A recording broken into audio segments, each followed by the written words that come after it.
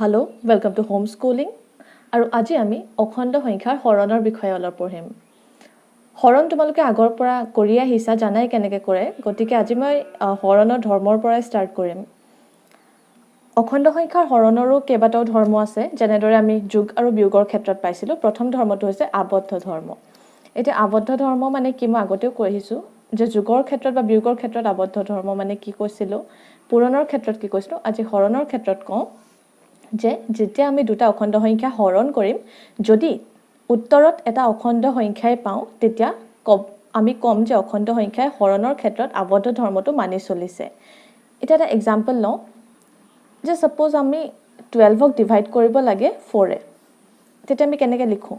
12/4 এনেকৈ নিলিখোঁ জানো? এতিয়া 4 3 গুণ 12, গতিকে 3 বাৰ গ'ল। 3টো এটা অখণ্ড সংখ্যা, গতিকে এই ক্ষেত্ৰত কি হ'ল? আবদ্ধ ধৰ্মটো মানি চলিছে। এতিয়া আকৌ এটা যদি আমি এক্সাম্পল লওঁ, ছাপ'জ 4ক ডিভাইড কৰিব লাগে, ছাপ'জ 9ক ডিভাইড কৰিব লাগে 4এ, ধৰি লৈছোঁ যে 9ক আমি 4এ ডিভাইড কৰিব লাগে, তেতিয়া আমি কেনেকৈ লিখিম? 9/4। এতিয়া এইকেইটাক আমি হৰণ কৰিব পাৰিম জানো? হৰণ কৰিব পাৰিম। আমি কেনেকৈ হৰণ কৰিম? 9ক 4এ কৰিম, 4 2 8। এতিয়া আমি আনচাৰত কি পালোঁ? এইটো আমি আনচাৰত কেনেকৈ লিখিম? আনচাৰ লিখিম যে এইটোৰ 2 সমষ্টি 4/1। এনেকৈ নিলিখোঁ জানো? এইটো এটা অখণ্ড সংখ্যা হ'ল জানো? নহয়, এইটো এটা অখণ্ড সংখ্যা। গতিকে এই ক্ষেত্ৰত আমি এটা অখণ্ড সংখ্যা নেপালোঁ। এতিয়া যিহেতু এটাৰ কাৰণে হ'লেও আমি অখণ্ড সংখ্যা নেপালোঁ, গতিকে আমি ক'ম যে অখণ্ড সংখ্যাই হৰণৰ ক্ষেত্ৰত আবদ্ধ ধৰ্মটো মানি নচলে।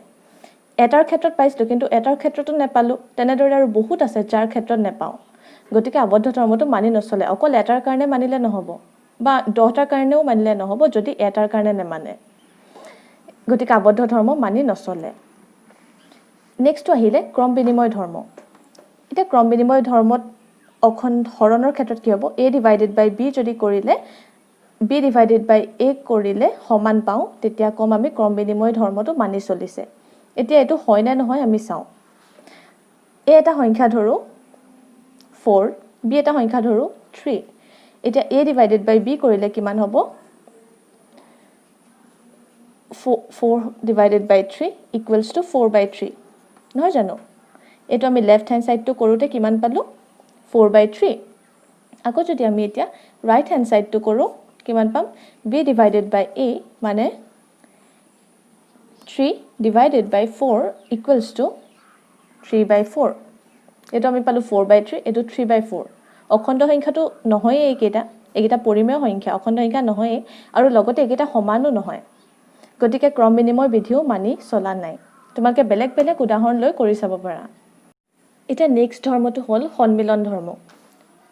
আমি যোগ বিয়োগ বা পূৰণত কোৱাৰ দৰেই হৰণৰ ক্ষেত্ৰতো কি হয়? সন্মিলন ধৰ্ম হৈছে যে a divided by b divided by c কৰিলে আমি যিমান পাম, a divided by b divided by c কৰিলে সমান পাব লাগিব।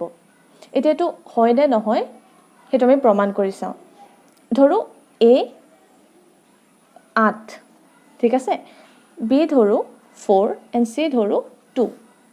এতিয়া হৰণ কৰোঁতে সুবিধা হোৱা মতে মই এইকেইটা সংখ্যা ধৰি লৈছোঁ বুজাবলৈ। এতিয়া লেফ্ট হেণ্ড ছাইডত কি হ'ব যে a divided by b divided by c বুলি আছে, তাৰমানে aটো আছে 8, b আছে 4, c আছে 2। এতিয়া 4য়ে 8ক হৰণ কৰিলে কিমান হ'ব? 4 2 গুণ 8, গতিকে দুবাৰ যাব। এতিয়া ডিভাইডেড বাই 2, এতিয়া 2য়ে 2ক হৰণ কৰিলে এবাৰ যাব, গতিকে ইয়াত আমি পালোঁ 1। এতিয়া ৰাইট হেণ্ড ছাইডত কি হ'ব যে a divided by b divided by c আছে। a2টো ইয়াত আছে 8 ডিভাইডেড বাই b আছে 4 ডিভাইডেড বাই 2। এতিয়া ব্ৰেকেটত থকাটোতো ফাৰ্ষ্ট কৰি লয়, গতিকে 2য়ে 4 কিমান বাৰ যাব? দুবাৰ। এতিয়া 2য়ে 8ক কিমান বাৰ যাব? 4 বাৰ, নহয় জানো? এতিয়া left hand side is not equal to right hand side, মানে সমান নহ'ল, আৰু সমান নহ'ল গতিকে কি ক'ম আমি? যে সন্মিলন বিধিটো মানি চলা নাই। গতিকে হৰণৰ ক্ষেত্ৰত অখণ্ড সংখ্যাই সন্মিলন বিধিও মনা নাই, ক্ৰম বিনিময় বিধিও মনা নাই, আৰু আবদ্ধ ধৰ্মও মনা নাই।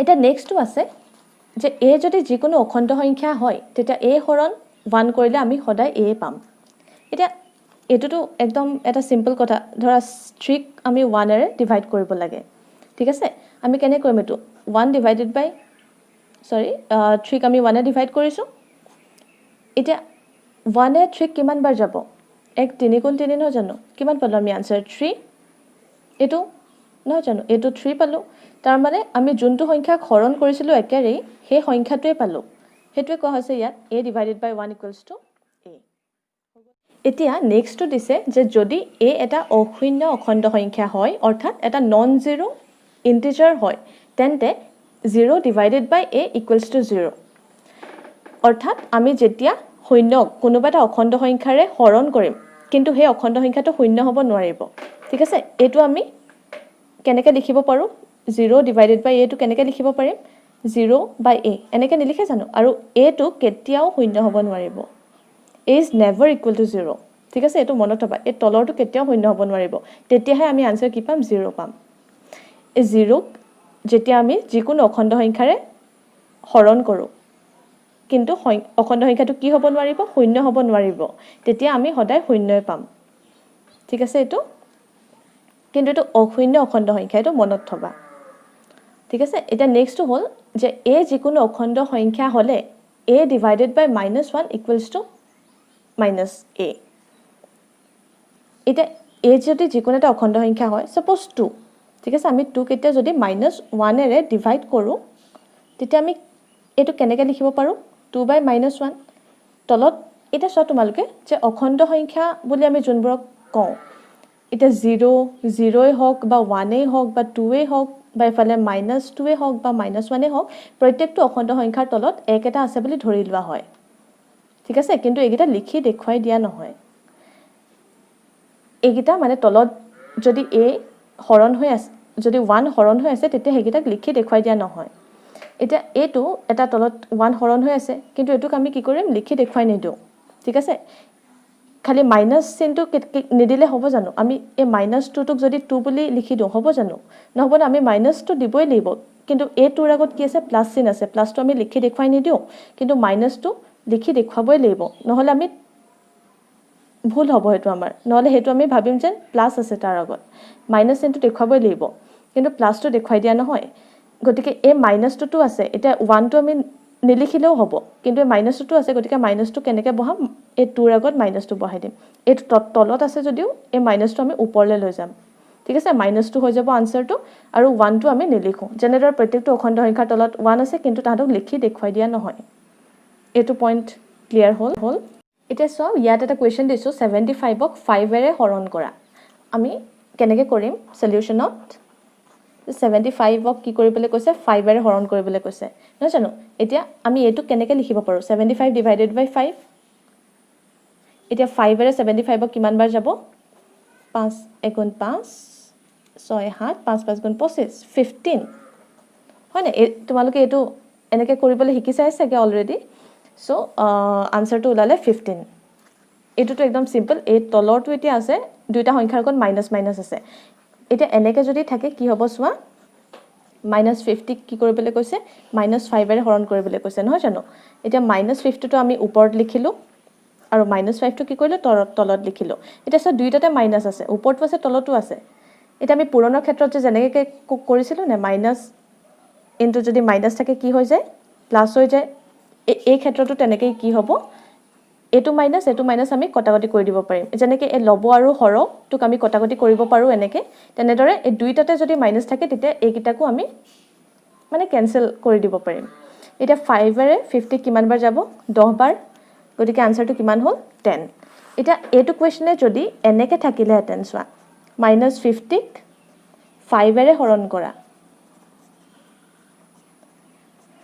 কোৱেশ্চনটো যদি এনেকৈ থাকিলে হেতেন তেতিয়া আমি সলিউশনত কি কৰিলো হেতেন যে -50 ডিভাইডেড বাই 5 হলতেন নহয় এতিয়া -50 টো ওপৰত 5 টো তলত এতিয়া সব ক্যান্সেল কৰিবলৈ কি হ'ল ইয়াতো মাইনাস নাই গতিকে আমি এই 5 এৰে 50 কাটিম 10 বাৰ আৰু আনসাৰটো হ'ব -10 ঠিক আছে আনসাৰটো -10 গতিকে ইয়াতে আজি আমি আমাৰ ভিডিওটো সমাপ্ত কৰিছো Thank you for watching and see you in the next class.